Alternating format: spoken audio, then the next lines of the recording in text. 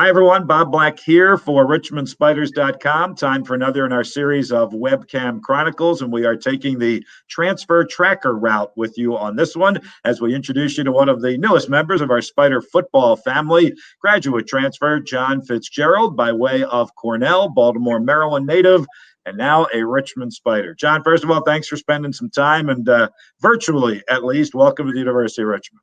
Thanks for having me.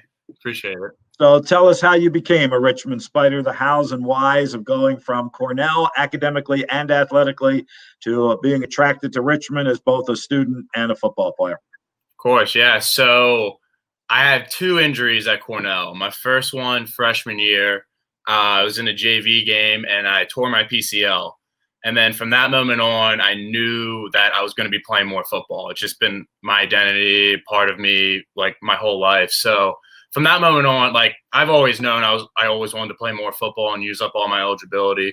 And then my junior year, unfortunately, had another injury. So faced a lot of adversity at Cornell, but, gave me the opportunity to explore options in the transfer portal this year.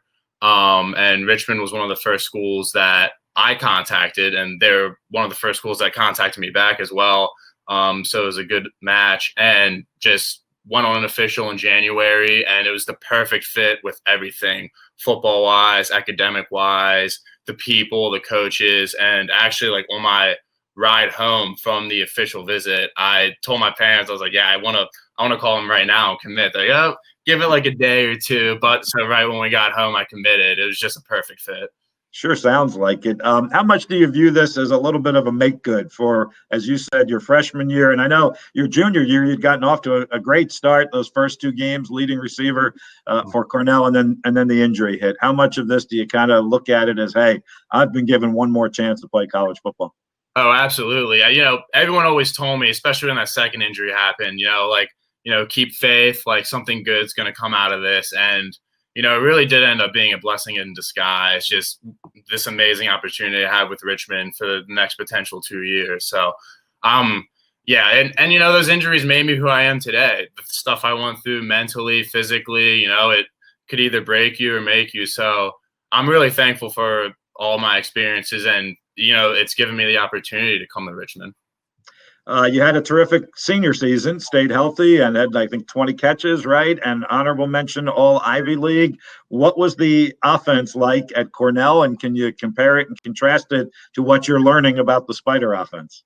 Yeah, definitely. Offense we were a very run-heavy offense my whole career there. So, I got used to putting my hand in the dirt, which is something I didn't do in high school. So, but yeah, I became really got a lot better at that at Cornell. And, I just at Cornell, I tried to do my role the best I could, whatever the coaches asked of me. And that's kind of been who I've tried to be my whole life, a team player. And then with Richmond, coaches are really excited. I'm really excited about this new opportunity. It's a little bit of a different offense, but a lot of the stuff they're doing with formation-wise, scheme-wise, I've done it before. So it's really exciting that I'll be able to get this opportunity. Your position coach here at Richmond at tight end is Trevor Mendelssohn, who is also new to the Spider program, having come from a couple of years at Wake Forest. What has that connection been like for both of you being new to Richmond? He's got a little bit of a leg up on you because he's been here a little bit of a while, but how have you gotten to gain some chemistry knowing you've had to do it through Zoom meetings and virtually? Oh, yeah, it's been awesome.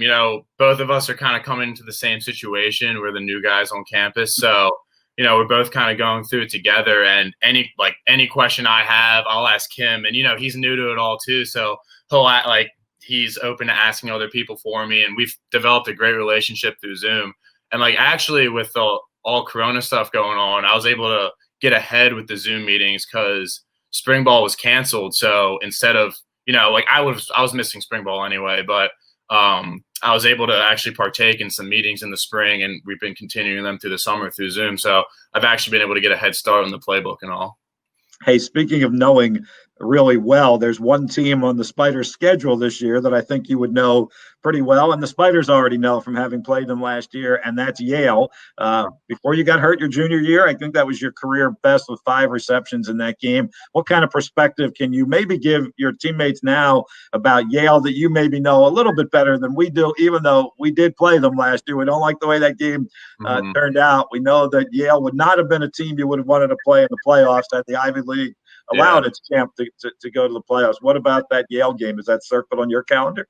Definitely. It's funny. As soon as I committed to Richmond and all my buddies, looked at the schedule, like, oh, you get another chance at Yale. Like that, all my friends at Cornell were jealous because we beat them my freshman year, and then they've gotten the best of us my last 3 years. So that's definitely a game that I've circled on my calendar for sure. What would it mean to you to be a part of a team this year that gets over the hump and does get to that postseason?